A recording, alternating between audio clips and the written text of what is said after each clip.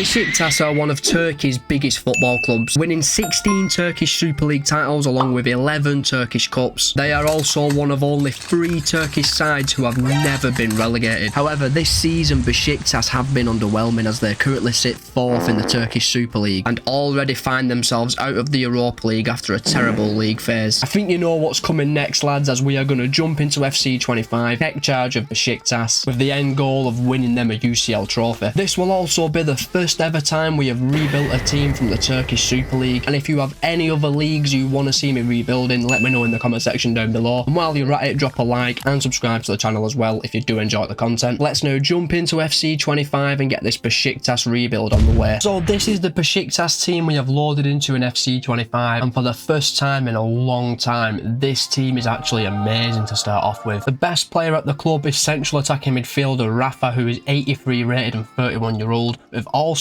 got legendary Italian striker Ciro Immobile, who's 82 rated and 34-year-old. They are 2 amazing players right now, but the worrying thing for me is these 2 players will start to decrease in overall very soon, ultimately will need to be replaced. We do have an amazing central midfielder, Gedson Fernandez, 79 rated, 25-year-old, can play all across the midfield. Another worry for me is that some of our first choice players are actually really old, like Mert Gunok, who is our first choice goalkeeper, Gabriel Paulista, who is our first choice centre back, and Jonas Svensson, our first choice right back, are all over 30 and will need replacing soon. And in fact, we have actually got 12 players at the club who are over 30-year-old. We are going to have to do a lot of balancing out of this squad over the course of the rebuild. But we do have a young superstar at the club, Semir Kılıçkay, 71 rated, 18-year-old, looks amazing. We haven't used him yet in FC25, but I'm sure he's going to be a huge player for us, and I think given his potential, he has to be thrown straight into the first team straight away. Speaking of the first team, I'm not going to be using the 4-4-1-1 in this rebuild as we've literally just used it. I'm going to switch up how we're going to play. So after having a play around with the team, we're going to go with a 4-3-3 attack for this rebuild, and our starting 11 without any transfers does actually look quite good. We've managed to get Kılıçkay into the team out on the left, but despite us having a pretty good team on paper, this is an aging starting 11 with 7 of our 11 starting players over 30 years of age. So there's going to be a lot of work to be done in this rebuild, and this rebuild is going to be made slightly more difficult as we must have at least 4 Turkish players in the starting 11 and into the Champions League final. So it's a good thing we've already got Kılıçkay in the squad. Now in season 1 we are starting off with 20 million euros in the bank, and I do think it's time we start replacing some of these players who are over 30 years of age. And I think looking at our team, Masuaku and Ukan are our 2 worst players. Both of them are over 30. So in season 1 our goals in the first transfer window will be to bring a new central midfielder and left back to the club. We're going to try and make both of these players Turkish if there are good options out there. So our first transfer window as Besiktas boss has been fairly busy, but we have managed to make 2 new signings. Kicking things off, we have signed Ridvan Yilmaz from Rangers for 9.3 million euros. He's 23-year-old, 74 rated, plays in the left back position.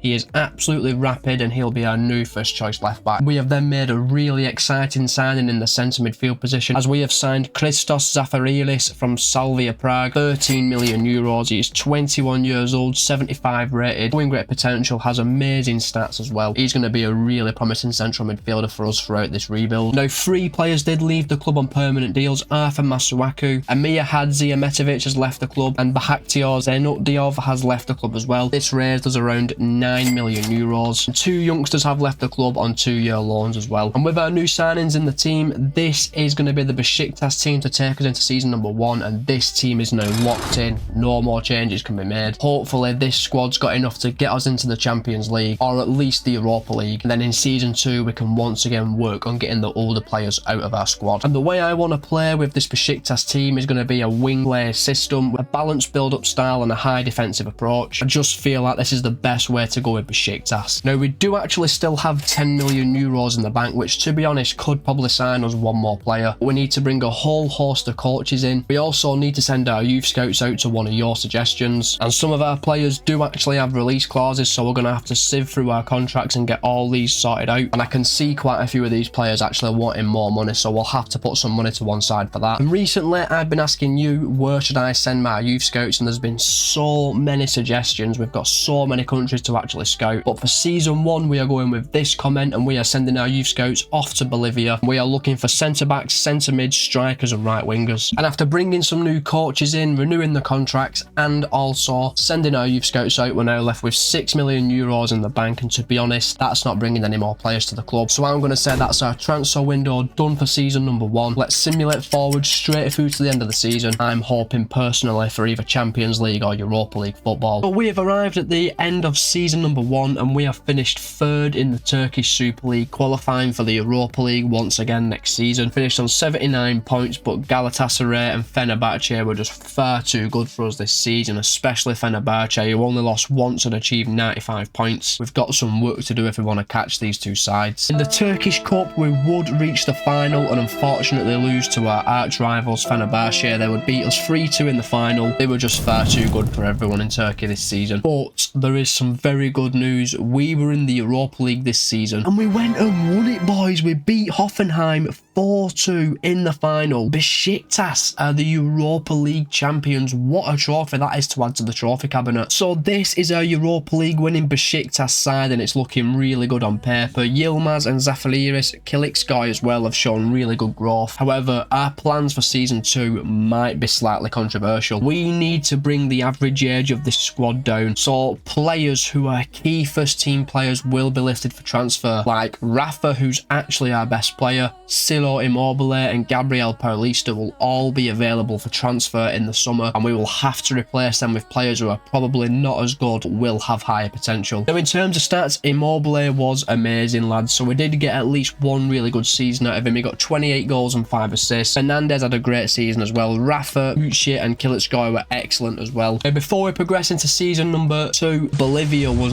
not a happy hunting ground for us. We only had one decent player come through the academy in Javi Aguilar, who has got between 76 and 82 potential. There was players in there who were like 65 rated with like 70 to 80 potential. I just don't think they ever would have got a chance of playing first team football. Didn't want to waste any money on them. And in season number 2, we've already decided where we're sending our youth scouts. We're going to Turkey, as we need to have at least 4 Turkish players in this side in the Champions League final, looking for centre backs, centre mids and strikers. So we have arrived in season 2 and the board have given us €33 million, which is actually a decent budget. And add to that the fact we're selling players like Immobile and Rafa, who will bring decent money into the club. I'm fairly confident we can meet all our transfer objectives in season number 2. So lads, wow, what an unbelievably busy transfer window we have had so far. We have made 5 new signings, but we did have to alter our transfer targetation, if that's even a word, a little bit, because we missed out on a player who I really want to sign. Let's just run you through some significant outgoings for the time being before we announce any signings. Ilan Ricardo left the club for €1.4 million.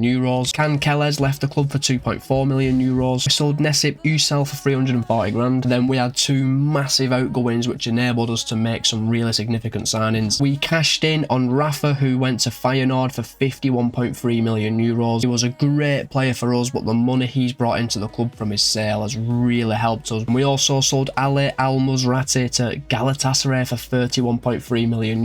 I really can't see this transfer going down well with Besiktas fans. Then so far we have loaned out 3 young players, Sefasari, Demir Tiknaz and Gökhan Aksoy. However, let's finally get into these incomings. Our first signing of the transfer window was Ahmetsan Kaplan, who joined the club for €7 million from Heidenheim. He's 22-year-old, 73 rated, decent stats, and is a decent centre-back. We're actually going to start him in season number 2. We would then go on to sign a striker, Karim Kanate, who joined us from Napoli for €18 million.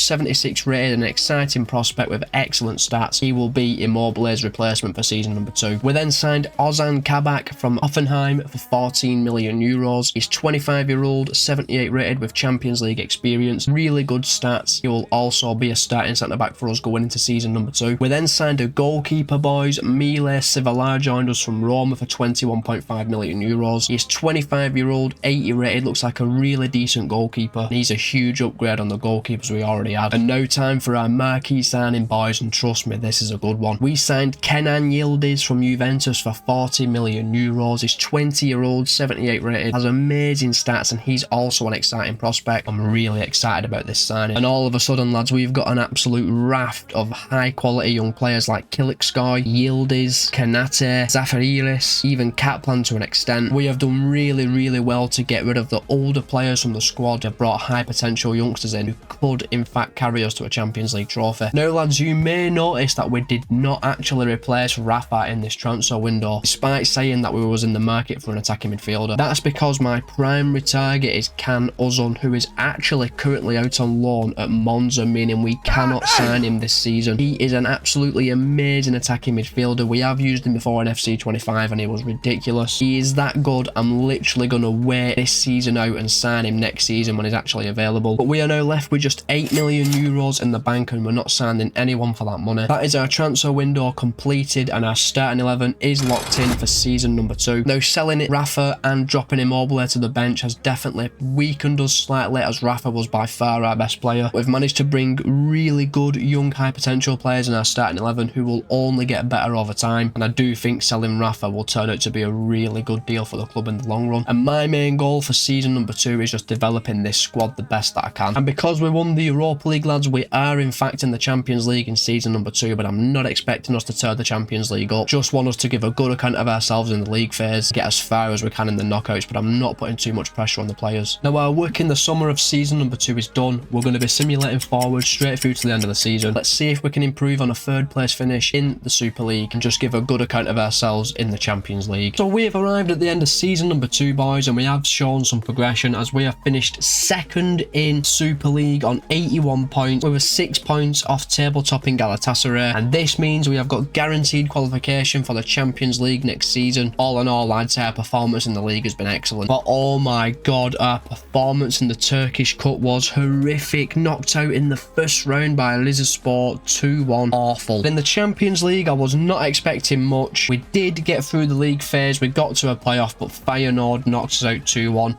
Hopefully Rafa didn't score the winning goal. Obviously the team we sell Rafa to knocks us out the Champions League. It just had to be. But on a more positive note, look at how strong our starting 11 is now looking. All of our attacking players are well above 80 rated. Yildiz has grown to 84 rated. He's unbelievable. Even our defenders have grown, which was something I wasn't really expecting too much. Now heading into season number 3, Musi at attacking midfield has been excellent and grown to 83 rated, but I'm still going to be going in for Can Uzun. I'm also going to be in the market for a new right back, as Svensson would not accept a new deal and he has actually left the club on a pre-contract. And I think Musi dropping to our bench will definitely help us out, as he can play left wing, right wing and attacking midfield. Just going to point out as well, we are also losing Alex Oxlade-Chamberlain. He wouldn't accept a new deal. He's 32-year-old. We've allowed him to leave on a free contract. So in terms of stats this season, Kenan Yildiz was absolutely unbelievable, getting 31 goals and 13 assists, really justifying that 40 million was spent on him. Kılıçsoy was excellent as well, getting 25 goals and 4 assists. He's 80 rated and 20-year-old. Be a huge player for us in the future. Konate chipped in with 20 goals as well, which we'll love to see. He's been a really good signing as well. And we will also be saying goodbye to Ciro Immobile, as he is retiring at the end of the season. He's been a stalwart for Besiktas. So we have arrived in season 3 boys, but we've only been given 34 million euros. Lads, we're having to make a really difficult decision. 30 million euros is just not enough for me to bring Can Uzun and a new right back to the club. We are going to sell Ernst Mutiple. He is 83 rated, 25-year-old, can play all across front line. It's going to be a really big loss for us. He's worth 50.5 million euros, but I need to get Can Uzun into the club. It's only 3 overalls less than Mushi, to be fair. And then we'll have enough money to bring a new right back to the club as well, which ultimately makes us much stronger. It's just another case in this rebuild of short-term pain, long-term gain. So lads, we've once again had a little bit of a clear out in this transfer window with players like Ersin Destanoglu,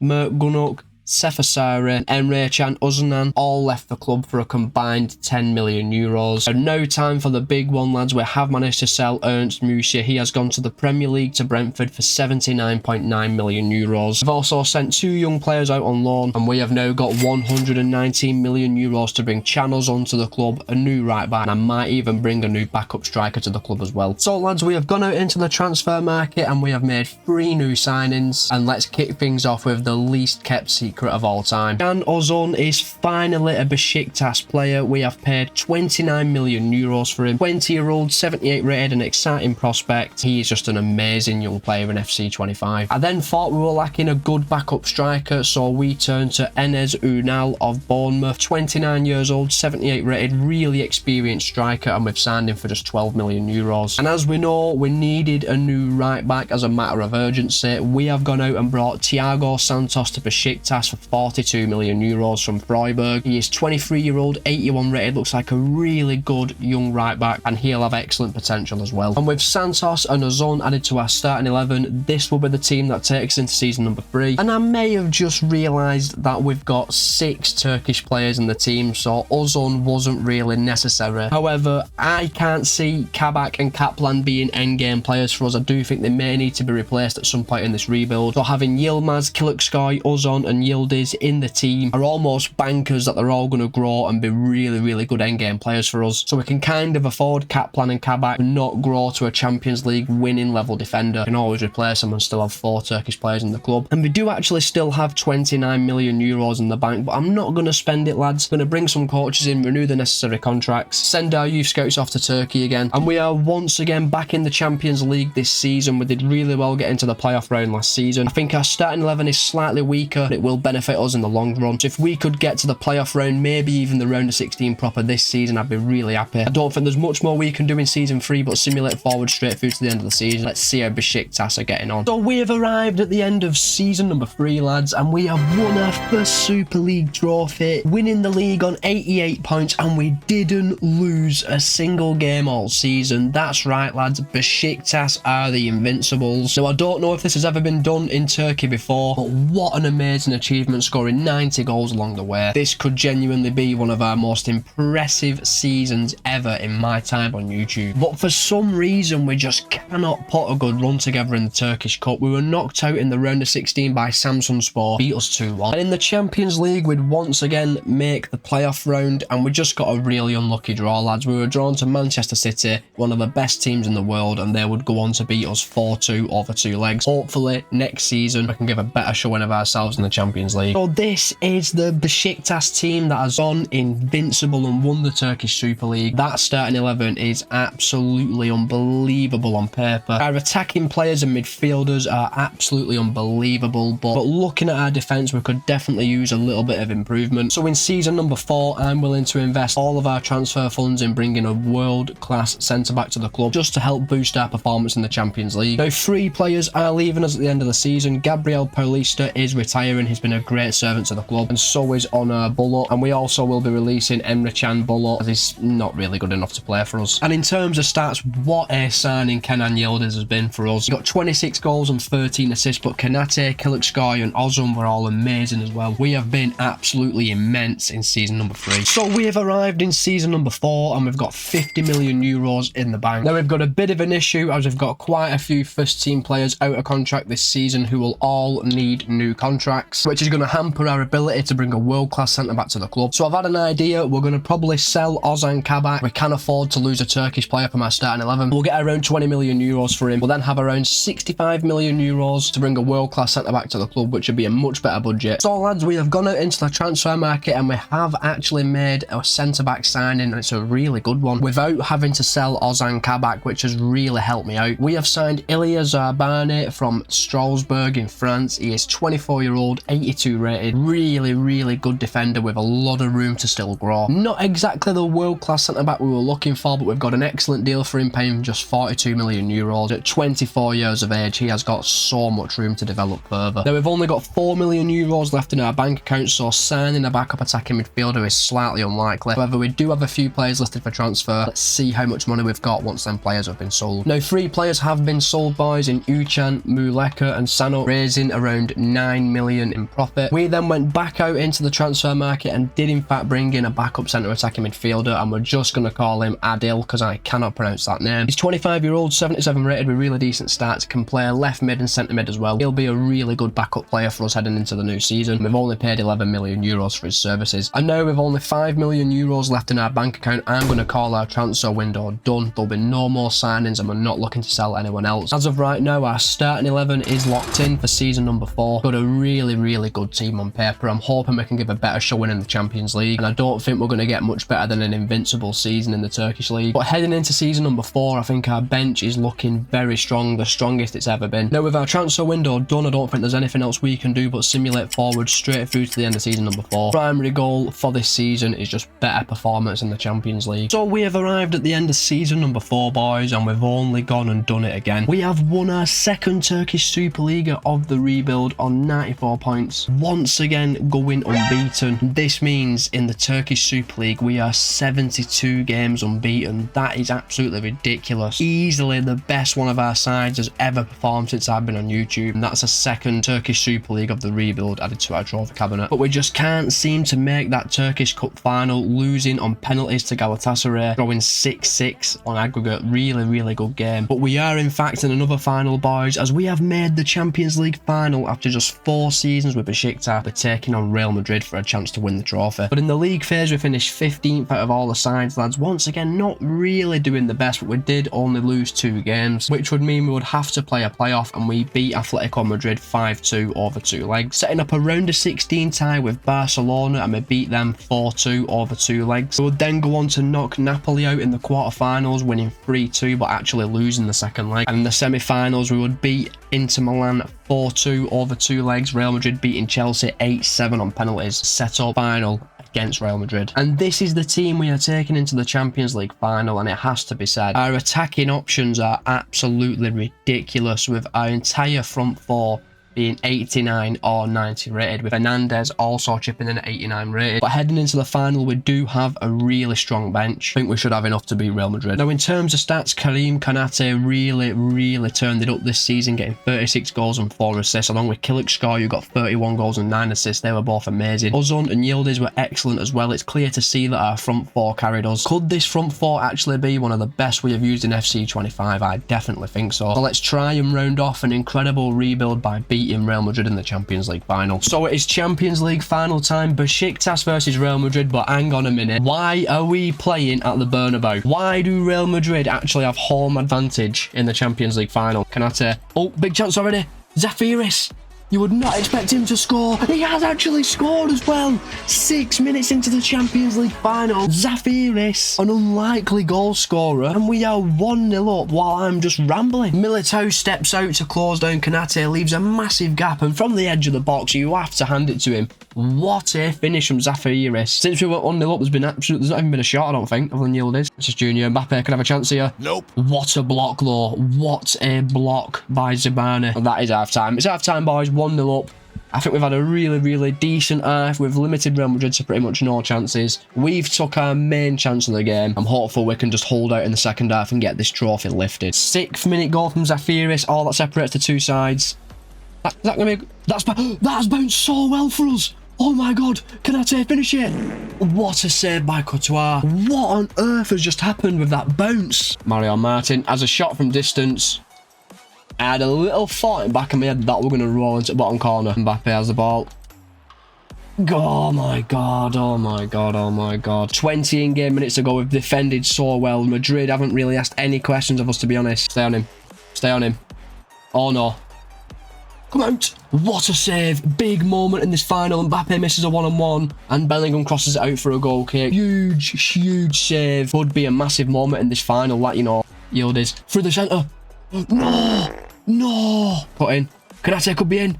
Is he onside? He's on. 2-0 to Besiktas in the 86th minute, boys. Karim Konate has wrapped up this final, and despite having home advantage, Real Madrid are going to lose the Champions League final. But Madrid going to have what? Madrid going to have one last chance. Mbappe's in. And it's at the post. Oh my god. Are we going to have one more chance? Are we going to have one more chance? Konate. Oh my god, Karim Konate wraps the game up. It's 3-0 to Besiktas. Mbappe hits the post at one end. We put the ball in the back of the net at the other. And there's the full-time whistle, boys. 2 late goals make it look a lot more convincing than it actually were. But Besiktas are the champions of Europe. And now all that's left to do is lift the Champions League trophy. Gedson Fernandez does the honours. And Besiktas are the champions of Europe. That's another rebuild successfully boxed off. So I just want to say a massive thank you for watching the video, boys. If you have enjoyed it, please be sure to like the video and subscribe to the channel, and I will see you next week when we head back to the championship to rebuild a team in absolute freefall.